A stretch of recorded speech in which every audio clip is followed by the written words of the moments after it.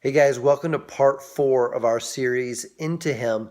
Today, what I want to talk about is the fact that if we are really into Him, and we're not just talking about like, yeah, He's cool, I'm really into Him. We're talking about literally abiding in Him.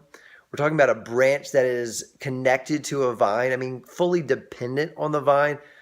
We're talking about being connected in such a way, not even being connected in such a way, being filled with Him, us in Him and Him in us, in such a way that you really can't even tell the difference when you look at us, right? The connection is so close. I'm trying to think of an example, but I love making smoothies, and it's like if we take all the ingredients that are originally separate, and then we blend them, and you blend them, and I've got my chocolate smoothie, and you couldn't tell me. You could guess maybe what the ingredients are, but certainly can't tell them apart. You can't see the separateness. All you can see is the oneness. And so when we're talking about being into Him, what we have to know, what we have to recognize is if we're truly into Him, then we're going to be into other people every day. And the reason why is because when we're into Him, what we're going to encounter, or what's going to enter into us, right? It's like if we're the smoothie and I don't know what ingredient we are and what ingredient He is.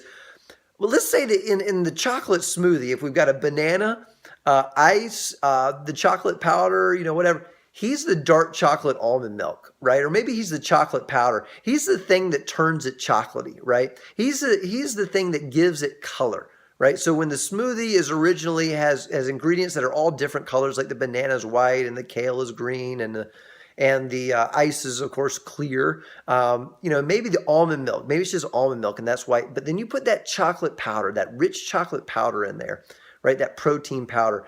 And the smoothie turns, dark brown or chocolatey color, something like that, right? That's what people see. So it infects the entire thing. The point is, what His coloring is love. What He is love. The greatest, the three things that remain are faith, hope, and love. The greatest is love, right? Jesus came because of love. For God so loved the world that He gave His only Son. So it's all summed up in love. In John chapter 15, we talked about the other day, He said, remain in my love as I remain in the Father's love. It's all based on love. So I just want to say this. If we are in Him, then we are into others. If we're into Him, we're into others. And we're loving them.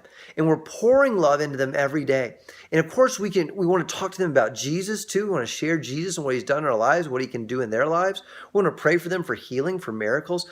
But more than anything, and what we can absolutely do with every single person we see every day, is pour love into them. And what I want you to imagine is like you're a cup with a big smoothie inside of you, it's this chocolate smoothie. You're a clear cup and everybody can see the chocolateness of you, right? The love of the Father in you. And I want you to think everywhere I go, it's not about getting more chocolate smoothie in me. I'm already full. It's about pouring out, and sharing my chocolate smoothiness with everybody else. And right, some of you are just smiling and laughing right now, but it is so true.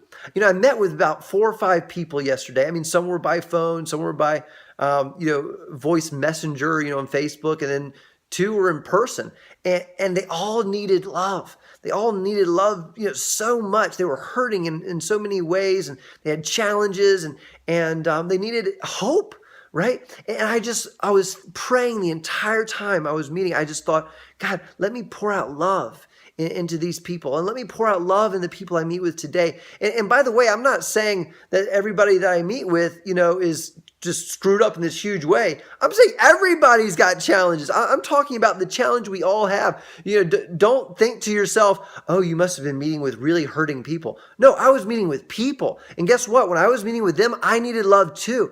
And I received encouragement back from them too. And I appreciated having love poured into me too. So I'm saying, let's be on a mission of love. And it sounds like I'm a hippie from the 70s, but the 60s or 70s. But what I'm saying is, it's not just that. It's not just some idea of like, yeah, man, whatever. It is something that's so real and true and that we can pour out into others. And if we will focus on that instead of focusing on ourselves, we can make a real difference in the world and bless so many people. All right. Thank you guys. Bye.